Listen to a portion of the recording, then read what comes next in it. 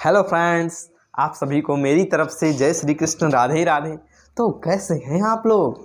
आज हम फिर एक बार आपके अपने चैनल आर क्लासेस पर आप सभी का तहे दिल से स्वागत और अभिनंदन करते हैं। जैसा कि मैंने मैथमेटिक्स के लास्ट लेक्चर में आपको स्वातुल्य संबंध के बारे में बता दिया था, मैंने आपको सम्मित संबंध के बारे में बता दिया था, और हमारा ये दो संक्रामक संबंध और तुल्यता संबंध बचा हुआ है। तो मैं एक बार फिर आप लोगों को इसको मैंने आपको समझा दिया था कि स्वातुल्य संबंध क्या होते हैं, संक्रामक संबंध क्या हो, सम्मित संबंध क्या होते हैं, बोले तो रिफ्लेक्टिव रिलेशन क्या होते हैं, सिमेट्रिक रिलेशन क्या होते हैं। मैं एक बार सभी के डिफिनीशन आपको बता देता हूं कि इसको हम कैसे मैथमेटिकली कैसे इसको डिफाइन करते हैं। मैं आपको ये बता देता हूं कि आप इसको कैसे डिनोट करेंगे, कि मतलब इसको कैसे हम मैथमेटिकली डिफाइन करेंगे। उसके बाद मैं आपको इस लेक्चर में संक्रामक संबंध को डिटेल में बताऊंगा, और ये तो एक छोटा सा टॉपिक है, 2 मिनट का टॉपिक है, ये भी हो जाएगा इसी में। तो शुरू करते हैं अपने लेक्चर को। सभी को फिर एक बार नमस्कार। स्टार्ट करते हैं।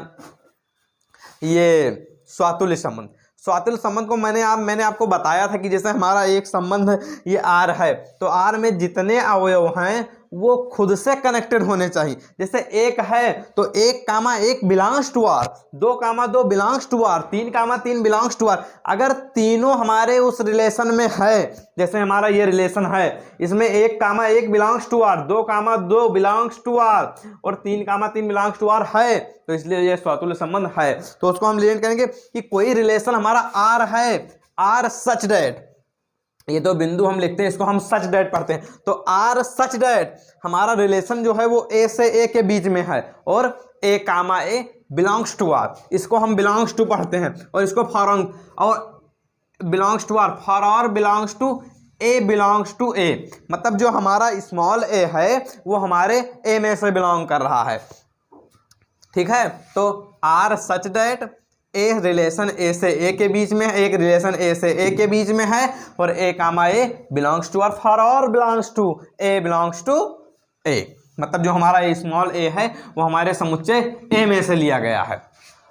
अब आते हैं हम सिमेट्रिक रिलेशन पर। सिमेट्रिक रिलेशन, यदि A comma B belongs to R है तो B comma A belongs to R होना चाहिए, और हमारे जो ए और बी हैं वो दोनों हमारे समुच्चय ए में से लिए होने चाहिए। यदि A comma B belongs to R है तो B comma A belongs to R होना चाहिए, और हमारा ए और बी दोनों समुच्चय ए में से लिए होने चाहिए। देखिए, जैसे इसमें मैंने आपको बताया था कि जब हम सिमेट्रिक रिलेशन को चेक करते हैं तब हम स्वातुल्य मतलब रिफ्लेक्टिव रिलेशन में से चेक करते हैं, उसको हम नहीं गिनते, तो इसको हम नहीं देखेंगे। तो 1,2 बिलोंग्स टू आर है, लेकिन 2,1 बिलोंग्स टू आर नहीं है, तो इसको हम सम्मित संबंध नहीं बोलेंगे।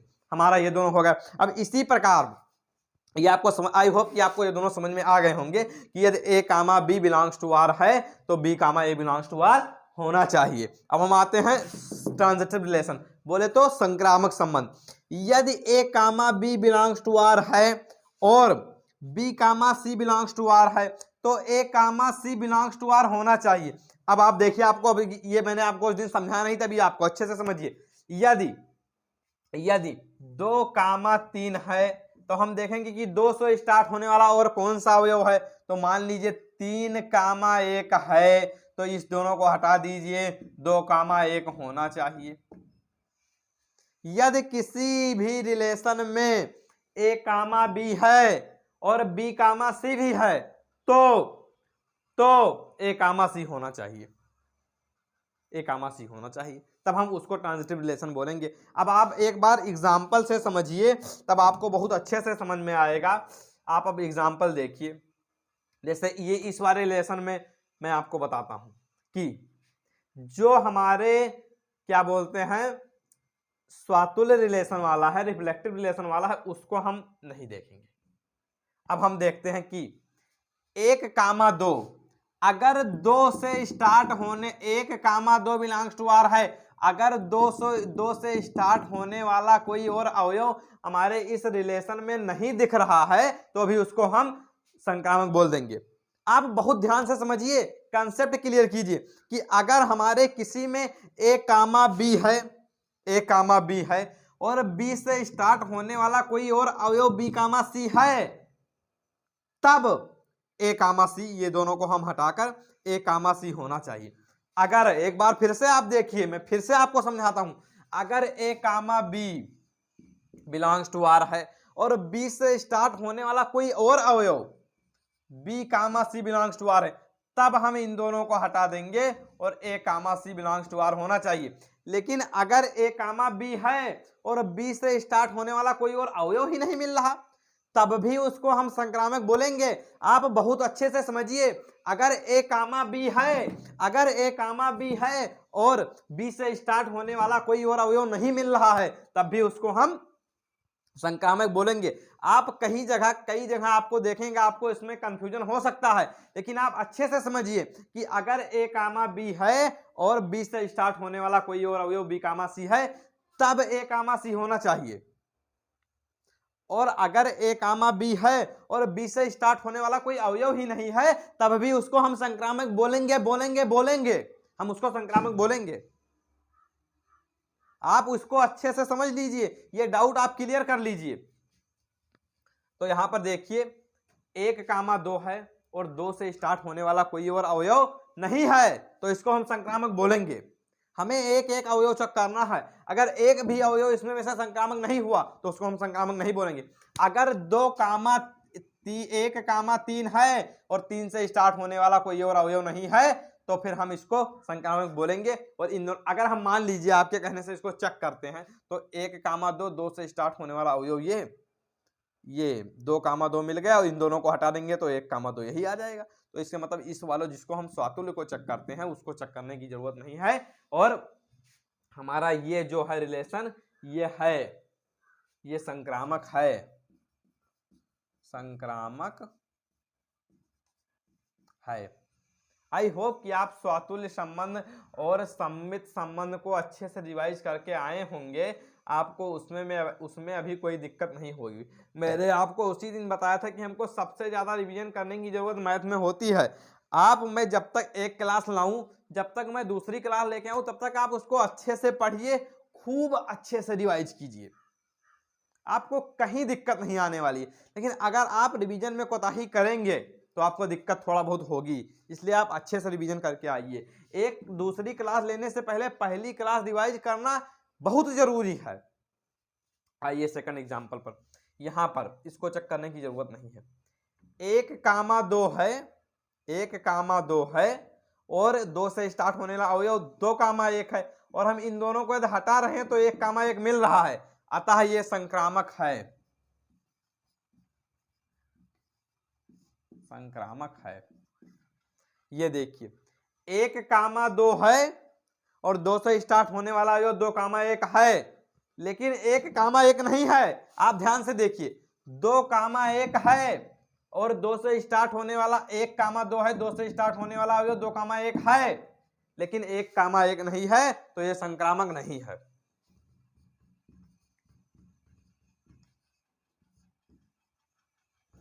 संक्रामक नहीं है। इस पर आइए, इसको चेक करने की जरूरत नहीं है।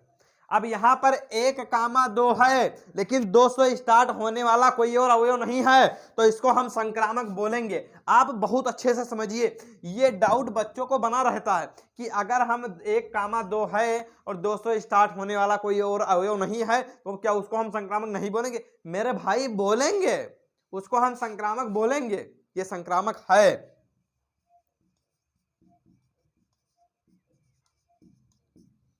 ये देखिए, इसको चेक करने की जरूरत नहीं। अब आप देखिए, थोड़ा बड़ा एग्जांपल है, बहुत अच्छा एग्जांपल है, ये कभी कभी पूछा जाता है, आप देखिए 1, 2 है, हाँ है सर। 2 से स्टार्ट होना कोई और अवयव है, हाँ है सर। इन दोनों को हटा देंगे, 1, 1 है, हाँ है सर, ये पास हो गया। अब 1, 2 है, 1 से स्टार्ट होने वाला कोई एक और अवयव है, नहीं है, ये संक्रामक है, हाँ है। 2, 3 है, हाँ है। 3 से स्टार्ट होने वाला कोई और अवयव है, हाँ है।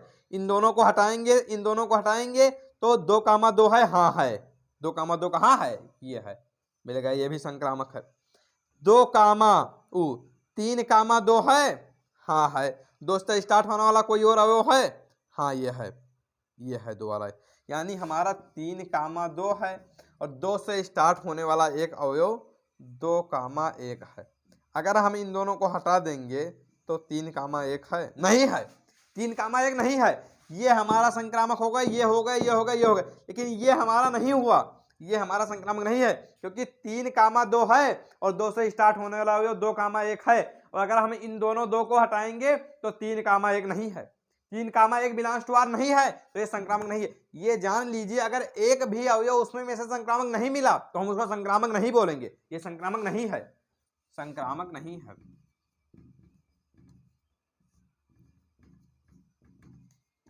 संक्रामक नहीं है।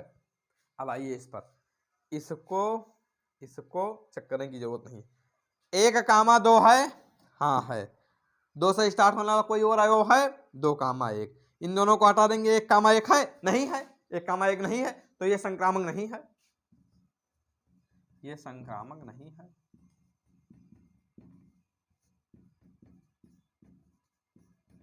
आप थोड़ा मेरे राइटिंग पर मत जाइए, राइटिंग थोड़ा हम आपको समझा अच्छे ले, इसलिए जल्दी जल्दी लिख रहे हैं। वीडियो बहुत ज़्यादा लंबी ना होने पाए, आप थोड़ा ऊबे न, जैसे बड़ी वीडियो बच्चे देखकर ऊब जाते हैं, इसलिए मैं छोटी छोटी वीडियो बना रहा हूं कि आप एक वीडियो एक बार में ही निपटा दें और अच्छे से नोट्स भी बना लें। आइए एक एग्जाम्पल हमारा और बचा है, इसको चेक करने की ज़रूरत ही नहीं है।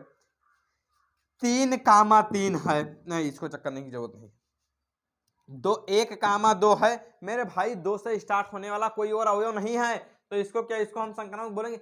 हाँ भाई, मैं आपको यही समझाना चाहता हूं कि अगर 1,2 है और 2 से स्टार्ट होने वाला कोई और अवयव नहीं है तो मेरे भाई उसको संक्रामक बोलेंगे, यह संक्रामक है।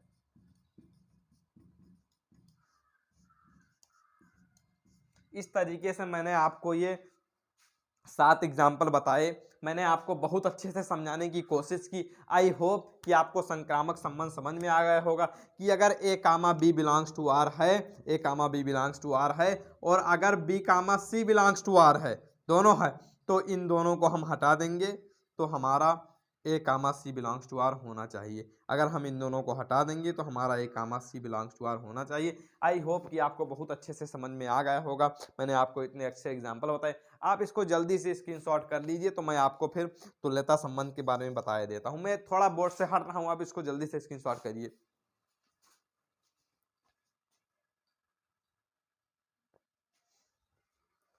आई होप कि आप अभी तक इसका स्क्रीनशॉट कर चुके होंगे। अब हम आते हैं तुल्यता संबंध पर। हमारा तुल्यता संबंध वो है जो संबंध हमारा स्वातुल्य है, सममित है, संक्रामक है। जो संबंध हमारा स्वातुल्य, सममित, संक्रामक तीनों है, उसको हम तुल्यता संबंध बोल देंगे।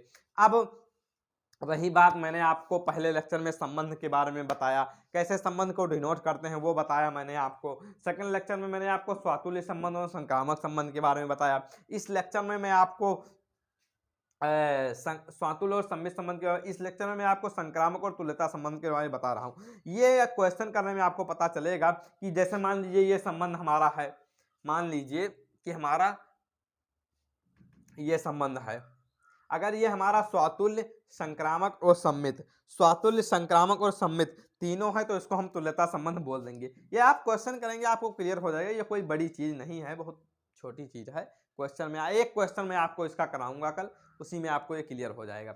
अब मैंने आपको इस जो मतलब प्रश्नावली 1.1 था, इसके लगभग सारे कंसेप्ट मैं बुक में देख रहा हूं, मैंने आपको इसको लगभग सारे कंसेप्ट बता दिए। अब मैं आज का लेक्चर यही इतना ही लूंगा। अब आप घर जाएंगे और इन सारे कंसेप्ट को एक बार तीनों लेक्चर फिर से रिवाइज करेंगे और सारे एग्जाम्पल और क्वेश्चन लगाने की कोशिश करेंगे। अगर आपसे एग्जाम्पल बन रहे हैं बहुत अच्छी बात है, डेफिनेटली बनेंगे। अगर आपने ये अच्छे से लेक्चर तीनों अटेंड किया है तो ये हो ही नहीं सकता कि आपसे एग्जाम्पल और क्वेश्चंस बने ना। आप उठाएंगे बुक, पहले आप एग्जाम्पल एक एक करके, फिर क्वेश्चन एक एक करके लगाने की कोशिश करेंगे, आपसे क्वेश्चन डेफिनेटली लगेंगे। मैं ऐसा आशा करता हूँ आपने अच्छे से रिवाइज करके फिर आप क्वेश्चन करेंगे, डेफिनेटली आपसे क्वेश्चन लगेंगे। और मैं अपने लेक्चर को यहीं पर विराम देता हूं। अगर आप मेरे साथ पूरी साल इसी तरह मैथमेटिक्स को पढ़ेंगे तो आप अपने एग्जाम में 100 आउट ऑफ 100, मैंने आपको पहले दिन ही बताया है कि अगर आप मेरे साथ मेहनत करेंगे तो आपके 100 आउट ऑफ 100 लाने में कोई आपको रोक ही नहीं सकता। आप 100 आउट ऑफ 100 डेफिनेटली लेके आएंगे। बस शर्त यह है कि आपको मेरे साथ पूरे साल बने रहना है और मेरे क्लास के बाद मेहनत से करना है। आपको रिवाइज बहुत अच्छे से करना है।